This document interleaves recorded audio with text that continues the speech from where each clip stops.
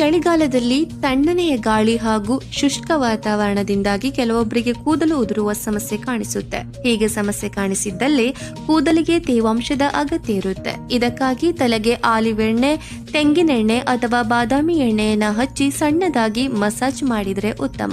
ಅಲ್ಲದೆ ವಾರಕ್ಕೆ 2 ಬಾರಿ ಎನ್ನುವಂತೆ ತಲೆಗೆ ಅಲೋವೆರಾ ಜೆಲ್ ಹಚ್ಚಿಕೊಳ್ಳಿ. ಇದರಿಂದ ನಿಮ್ಮ ಕೂದಲುಗಳು ಹೈಡ್ರೇಟ್ ಆಗುತ್ತೆ, ತಲೆಯಲ್ಲಿರುವ ಹೊಟ್ಟು ನಿವಾರಣೆಯಾಗುತ್ತದೆ ಹಾಗೂ ಹೊಟ್ಟು ನಿವಾರಣೆಯಿಂದ ಕೂದಲು ಬಲಿಷ್ಠಗೊಳ್ಳುತ್ತವೆ.